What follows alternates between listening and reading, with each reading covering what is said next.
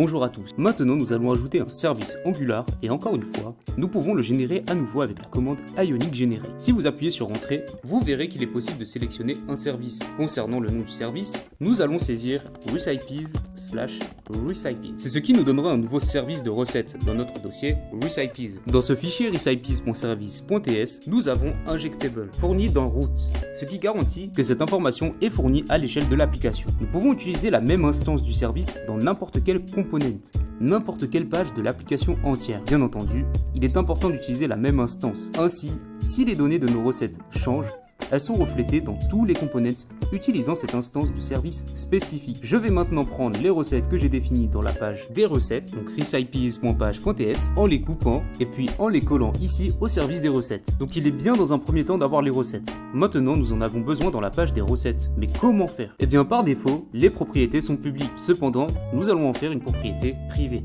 de sorte que nous ne puissions pas y accéder. Mais on va ajouter à cela la méthode getAll. Recipes return. Vous pouvez nommer ce que vous voulez et là on va retourner, disons, une copie de ce tableau de recettes de sorte que si nous éditions ensuite le tableau renvoyé par cette méthode à l'intérieur du component, nous n'éditerons pas le tableau d'origine.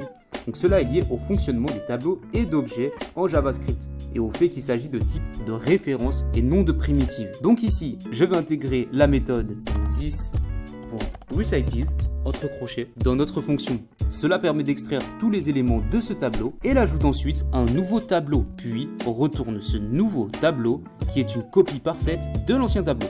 Donc pas des objets du tableau, mais du tableau lui-même. Une nouvelle fois, s'il y a des notions nécessaires à comprendre concernant JavaScript, je vous conseille fortement de visionner les vidéos concernant cette techno. Ce cours permet de vous initier, mais aussi de rafraîchir un peu certaines notions. Donc n'hésitez surtout pas. Maintenant, on peut ajouter en dessous la méthode getRecipe, entre parenthèses, recipeID string. Donc qui nécessite un argument recipeID de type string, ce qui renverra une seule recette pour cet ID. Et en dessous, on va saisir return this.recipes.find recipe return recipe.id strictement égal ID.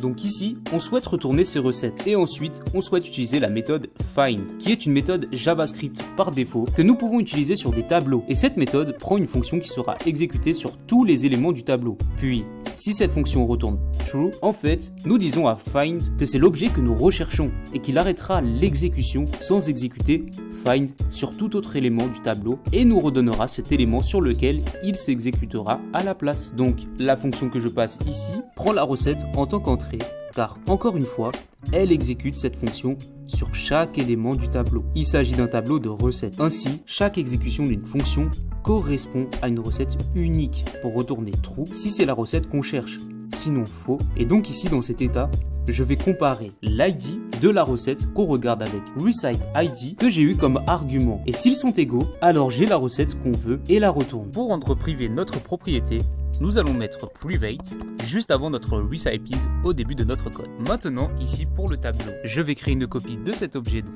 this recipes, en encerclant tout cet appel ici entre des accolades, puis utiliser l'opérateur de diffusion pour extraire toutes les propriétés de l'objet de recette et les ajouter dans un nouvel objet. C'est donc le service qu'on peut utiliser dans la page des recettes et dans la page de détail des recettes. C'est déjà la gestion des états d'Angular en action. En soi, ce n'est pas très compliqué, mais écrire une logique similaire dans votre application serait déjà plus complexe et le deviendra de plus en plus tout au long du parcours, où nous aurons une gestion d'état de plus en plus complexe. Donc notre service de recette peut être utilisé dans nos components et, comme vous le savez, nous pouvons accéder à un service en l'injectant dans un component. Donc ici, dans le fichier recipe.page.ts, on va injecter le service de recette et pour cela, vous devez définir le type. Donc dans la méthode constructor, on va faire constructor private recipes service recipes service. Et bien sûr, vous devez aussi l'importer à partir de votre fichier. Donc import recipes service from recipes.service. Et n'oubliez pas d'importer dans notre service le modèle de recette. Donc nous sommes en train d'injecter le service de recette en utilisant ce raccourci typographique dans lequel on assigne automatiquement l'argument que nous obtenons ici à une propriété privée de toute la classe, de sorte que nous puissions utiliser le service de recette n'importe où dans le répertoire. Et notre ng-on-init est donc toujours idéal pour le travail d'initiation. Alors ici, on veut appeler le service de recette avec la méthode getAllRecipes, ce qui nous donne ng-on-init this.recipes service.getAllRecipe. Donc cela retourne un tableau de recettes et on veut le stocker dans ce component. Donc juste en dessous de export, on a déclaré notre tableau recipes entre crochets. Et donc ajouter ng onInit this.recipes égale this.recipeservice.getAllRecipes afin que votre propriété locale corresponde aux recettes envoyées par notre méthode getAllRecipes. Maintenant, tout ce que cela nous donne, c'est que si je sauvegarde maintenant, cela nous donnera le même aspect qu'auparavant. Mais nous pourrons également puiser dans une seule recette. Et c'est ce que nous allons faire ensuite dans la prochaine vidéo.